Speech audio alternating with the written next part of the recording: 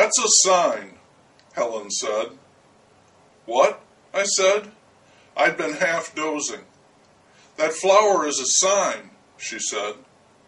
I looked over at it, on the marble sill of the window. The afternoon sunlight was shining through, brightening the petals of the yellow rose almost to a colorless radiance. I did not reply. I was too tired to reply. I turned my head and looked at Dave, my husband, her brother, lying on his back in the white sheets. He was so pale, so thin. Even after all we'd been through, I couldn't really believe it had come to this. My poor dear Dave. Sometimes it seemed as if he was not breathing, and then his chest would rise and he would make a tiny sigh, exhaling, as if the effort had been too much. He had not spoken in 3 days. The last words he'd said hadn't been to me as they should have, but then nothing was the way it should be. They'd been reported to me by the night nurse. She found him standing up in bed. When she told him to lie down, he'd said, "I better get out of here." Since that episode, his arms and legs had been restrained by the Velcro straps.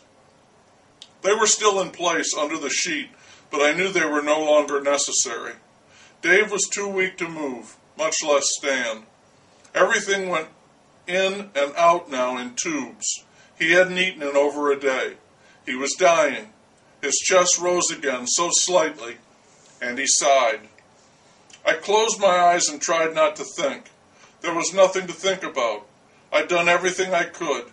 Sometimes, times like this, you run out of things you can do. You have to accept that. Acceptance. That was the lesson I was trying to teach myself now. Acceptance. So many lessons over the last few months, and now acceptance. I don't know. I think it's too early for acceptance. It'll be one of the things I'll have to work on later on, after. A doctor came in, Dr. Phillips, to check on Dave. Doctors visited us less frequently in the hospice. They weren't as needed there. Mostly it was the nurses. They were so capable and kind. Dr. Phillips said hello to me and to Helen, asked us how we were, and he examined Dave. He had told me out in the hall yesterday that it could come at any time, the end. Here, it's considered merciful. "Have you ever seen a more beautiful flower?" said Helen. Dr. Phillips looked over at it from the bedside. "It's lovely," he said. More kindness. It wasn't that beautiful, not really, no more so than any of the others we'd received. In fact, Dave would have said it was past its peak. Too open, when the color begins to wash out, dulls, when the petals lose their fullness and seem to sag, ready to drop. But not according to Helen. "It's a sign," she said.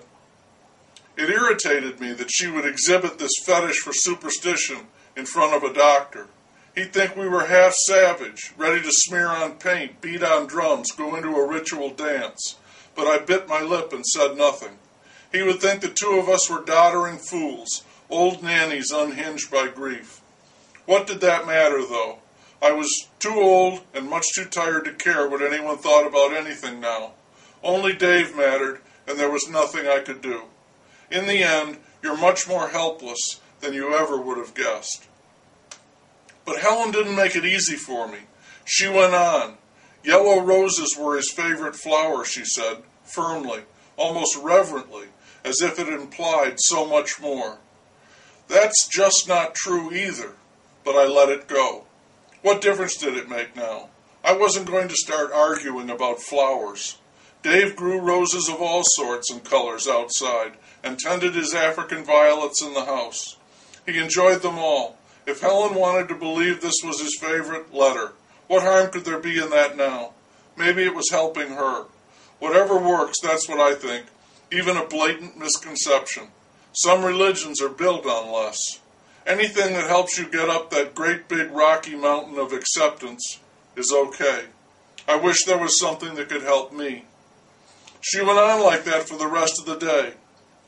It was tiresome, but I ignored it. Let her have her way. Dave would have been proud of me. Visitors, nurses, Anyone who came in the room got the full story about the beautiful yellow rose, Dave's favorite flower. It was a sign. We didn't even know who'd sent it. What did she mean by that? Of course we didn't know. We got so many flowers, I told the nurses to put them in rooms of other patients who might like them. Why do people send flowers anyway? My God, flowers. And what was Helen getting at with her mysterious reference? Did she think an angel had sent it? I held my tongue. It was like a test. Here I am with my dying husband, and I've got to see how much nonsense I can tolerate. I'm no angel myself. I had to work hard at times to control my anger, to keep from shouting at her, "It's not a sign, you silly woman. It's a flower. Will you stop it, please? And if it were a sign, we'd be in trouble because it isn't going to last but a day or two." Then I remembered that story, the O. Henry story, and just the thought of it brought tears to my eyes. I had to fight, my God, with all of my strength, what little I had, to keep them back, to keep from collapsing. I'd always loved that story. So sentimental. Now it seemed like such an impossibility, almost cruel in its offering. Oh, Dave, I would paint a leaf for you if I could. But that is just a story, and alas, this is no story. This is my life. I said nothing. Let Helen have her sign. If she wanted a sign, why couldn't she have one? She was grieving too. That's the high road.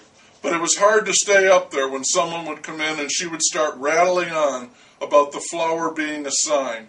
I silently recited the Serenity Prayer, clamped my teeth together, and tried to block her out. After 6, she went down to the cafeteria for coffee, maybe a little something to eat, just a break. I understood. It was hard, exhausting, sitting in that room all day long. I must have fallen asleep again because I startled when I heard a noise. It was David, the young black boy who cleans the room. Boy, I say. Young man, I mean, in his 20s. Same name as my Dave. He had joked with Dave about that when we first came here, saying they could pass for twins. Who could tell them apart? Dave and Dave. Silly things like that. So nice to us, like everyone there. I said hello to David, and he apologized for waking me. He said he could come back later to clean the room, but I told him to go ahead. He wasn't bothering me at all. I took his hand and kissed it and thanked him for all his kindness. He hugged me. "You're an awfully nice lady," he said. I laughed and said, "That's good to hear, David, but I don't know how true it is." "Oh, it's true," he said. "You're nice." I closed my eyes again, and he quietly cleaned the room. "Where's the flower?" Helen said, waking me up. I said, "What?"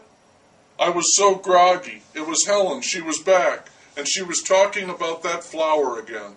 "The flower's gone," she said. "What happened to it?" I looked, and it was gone. The sun was setting. It was getting dark out. My watch said 7:30. The vase had been moved, and it was empty. I thought, David must have taken it when he cleaned the room. I fell asleep, I told her, as if that explained the disappearance of the rose. "I'll get it." Before I left the room, I checked on Dave. He was still breathing, his eyes closed. I stepped out into the hall, looked one way, then another. I asked one of the nurses, Molly, if she knew where David was. She pointed and said he was just around the corner. I walked there. His cleaning cart was in the hall. He had to be in a room. I waited for him to come out. When he did, I said, "David, don't be alarmed. This is really nothing. But when you were cleaning our room, did you see a flower, a yellow rose?" He looked at me as if he didn't understand. I'd asked him to please clear the room of flowers when they began to wilt. Then he smiled and said, "I'm sorry, Mrs. Wilkins, you get so many of them. Did I take one you wanted to keep?" "Yes, dear, I'm afraid you did," I said. "It's not me, really, it's—" I let the explanation go. "Do you think you could find it for me, David? Could you look?" David was digging through his bag of trash. "Here it is," he said, and he pulled out the flower. The jostling in the bag had been too much for it. It had lost over half its petals. The ugly bare center knob reminded me of the eye of a fly. "Mrs. Wilkins, I'm so sorry. Let me get you another," he said.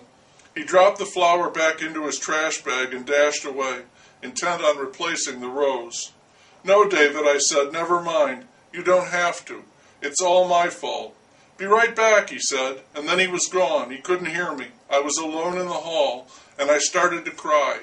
I don't know why.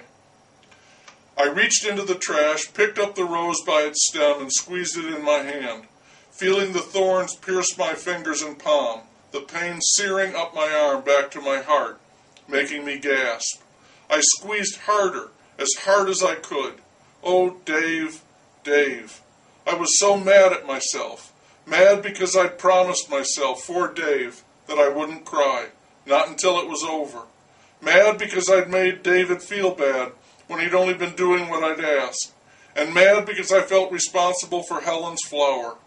Oh, dear God, just when you think you've taken everything there is to bear and there can't possibly be any more, there's more. Something else. Helen's stupid, stupid flower.